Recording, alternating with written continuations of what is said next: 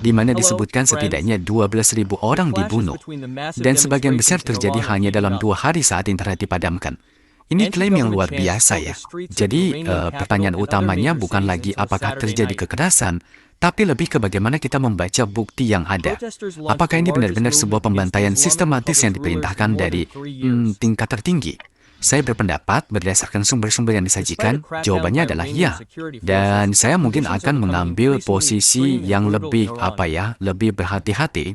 Meskipun ini jelas sebuah tragedi kemanusiaan yang brutal, saya rasa kita harus sangat kritis terhadap klaim spesifiknya, terutama soal jumlah korban dan narasi adanya satu perintah terpusat itu.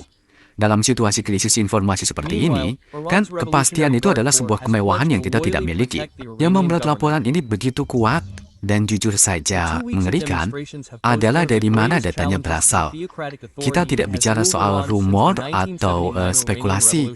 Angka 12.000 ini muncul dari pengecekan silang sumber di dalam lingkaran kekuasaan Iran sendiri, Dewan Keamanan Nasional Tertinggi, Kantor Kepresidenan, bahkan dari internal Korps Garda Revolusi Islam atau IRGC.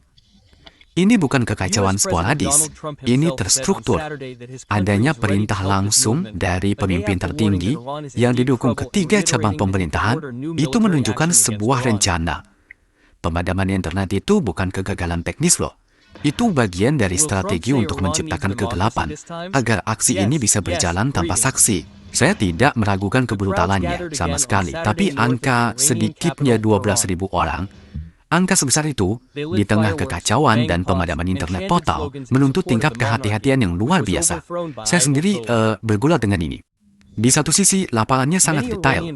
Di sisi lain, sebagai analis, saya tidak bisa begitu saja menerima angka sebesar ini tanpa verifikasi independen yang solid.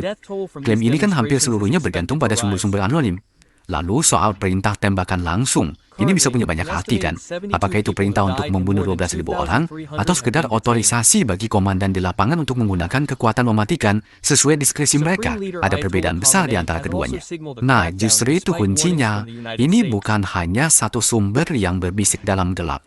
Laporan ini dibangun di atas konfirmasi silang atau triangulasi. Informasi dari pejabat pemerintah dicocokkan dengan sumber di IRGC, lalu diverifikasi lagi dengan data lapangan dari dokter dan perawat di rumah sakit.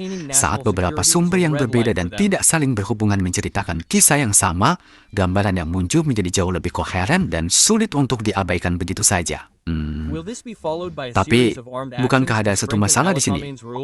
Walaupun sumbernya disebut beragam dari pemerintah, militer, medis, semuanya seolah mengalir lewat satu corong utama, yaitu media Iran internasional. Bagaimana kita bisa yakin proses pengecekan silang itu benar-benar independen dan metodologinya kuat, terutama saat berhadapan dengan informasi dari rezim yang sangat tertutup? Ini bukan berarti laporannya salah ya, tapi tingkat kepastian yang kita klaim harus kita ukur dengan hati-hati. Kita perlu bertanya, seberapa independen verifikasi itu sebenarnya? Dan ini membawa kita ke poin berikutnya yang sangat penting. Adanya persetujuan eksplisit dari kepala ketiga cabang pemerintahan. Ini bukan sesuatu yang bisa diinterpretasikan secara